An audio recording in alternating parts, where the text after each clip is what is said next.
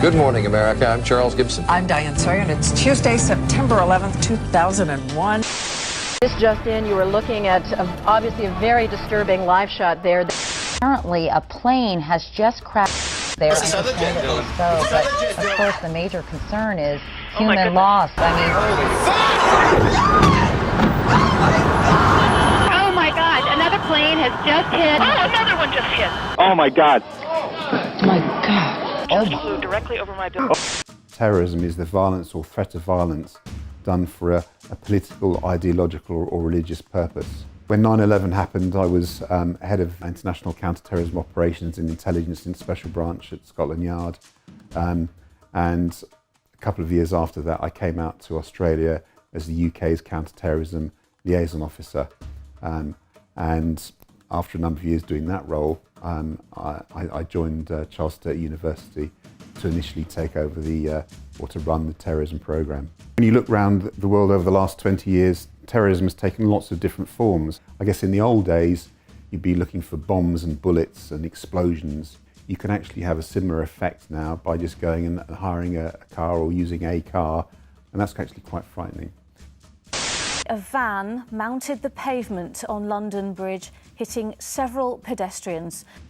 Technology has made getting the message out a lot easier. So Al-Qaeda have got their own online magazine, and also the Islamic State have as well.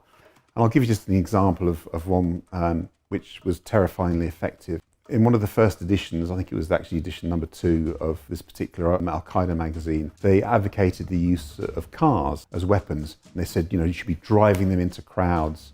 They actually said you should be prepared to die because you should actually have a knife or a gun in your cabin, and when your car was stopped, you should get out and then try and attack people with knives. A van has driven into a crowd of people in Barcelona.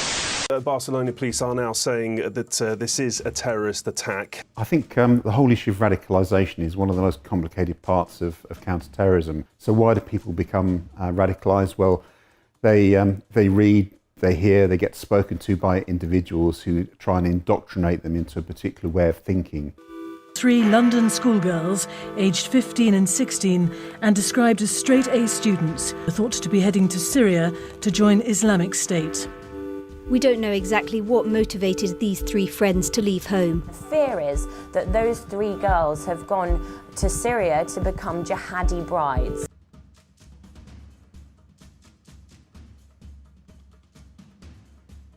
At CSU, we have a postgraduate course in terrorism and security studies, and we look at the history of terrorism, because I think you've got to know about the history of terrorism. And we also look at contemporary terrorism. We look at things like radicalisation, and we look at the whole issue of IT in terrorism as well. So we're probably one of the only universities in the world which actually has a whole course dedicated to terrorism. A lot of the other courses in other universities have got a few subjects in terrorism in there, things like international relations degree, but we specialise in countering terrorism. In CSU, we've got a mixture of people who have actually gone out there and done the job. So we've got people like me who've spent a lot of time in policing counter-terrorism. We have people who have been in the military and involved in counter-terrorism, and we've also had people that have been in intelligence agencies, and then they've left their agencies or the military, and they've moved into academia. Terrorism is definitely more prevalent now. More people are dying through terrorism than any time ever. Yesterday's dual terrorist bombings at the end of the Boston Marathons. 3 dead, 176 people treated for injuries. There are at least 3 shootings in northeast Paris. An explosion has left at least 22 people dead.